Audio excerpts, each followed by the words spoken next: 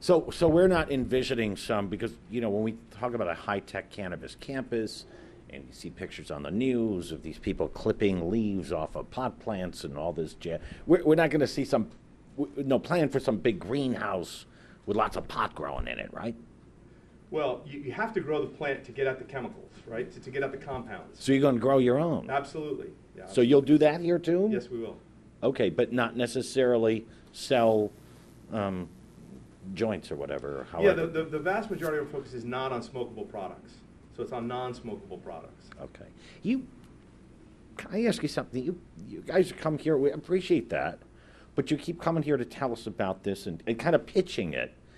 And you don't usually see companies, you may get wind of some company thinking about coming to Buffalo, but they don't keep coming and pitching about and giving updates. And why do you guys do this? What's in it for you here by coming forward and keep telling us about this? Well, we see this project is really a partnership with the community, and meaning that people in the community have a lot of questions about a cannabis company coming to town, right?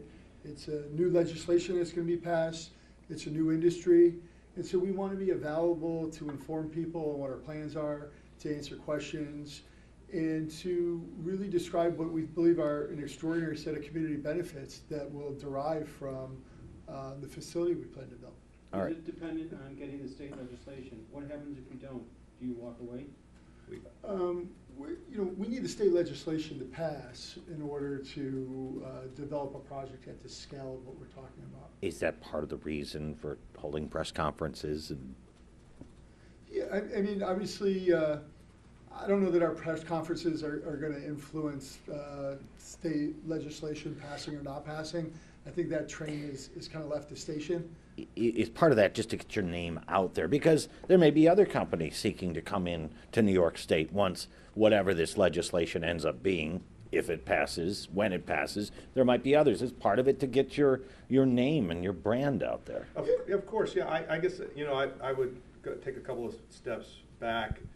Brad comes from Buffalo. His father is a developer in Buffalo. He grew up in Buffalo.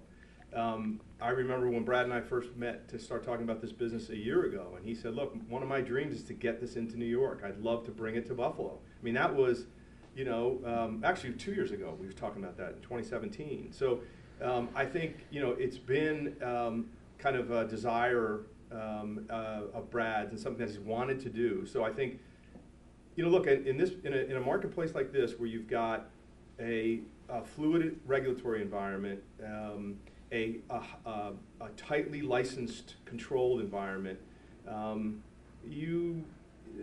putting your brand forth and your ideas forth, yeah, absolutely. We want people to know what we're about, know what we stand for. You're looking any place else in the state? Not right now. Your brochure that was here a little while ago says your vision is to be the most loved and trusted brand in cannabis. What does that mean? What that means is the way you, as a consumer products company, the way you build love and trust amongst consumers is by having consistent, good product that delivers on a promise. And in our case, the promise is the efficacy of the product. So if I tell you that I'm going to deliver a balm to you, yes, and it's going to help your eczema on your skin, it better work. And it better work over time and consistently so that you, as a consumer, will say to yourself, wow, that Flora balm that I use helped me with my eczema, and it works, right?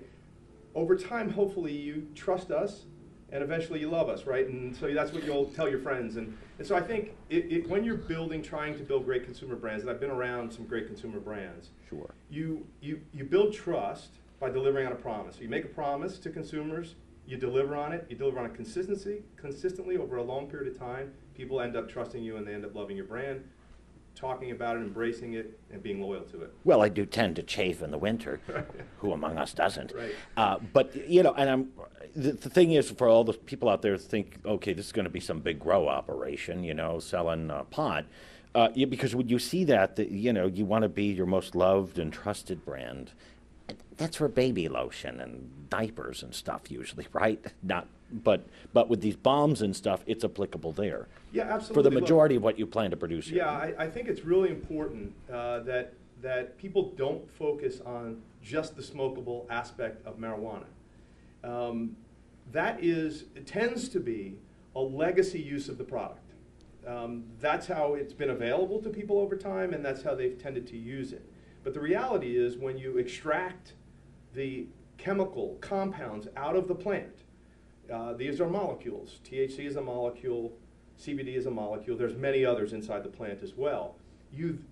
Through the extraction of those molecules and the application in balms, in lotions, in beverages, can interact with your body in ways that provide health and wellness benefits. That's what we're focused on. So I don't think that what you're going to see if the state of New York legalizes cannabis recreationally, people on the street corner smoking pot. I just don't think that's what's going to happen. The vast majority of consumers aren't going to ever even smoke a joint.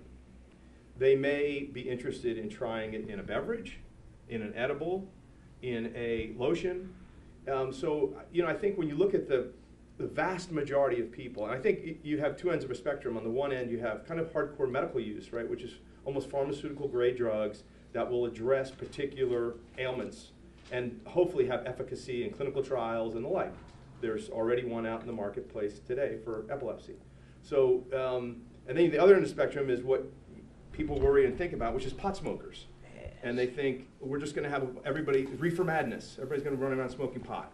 And that's really certainly not what we're focused on. And I don't think it's what a lot of the forward-leaning, forward-thinking companies in cannabis are focused on. They're focused on how can we reach the 70, 80% of consumers who may have never touched this plant or used it in any form. Most of those people aren't going to start smoking joints tomorrow.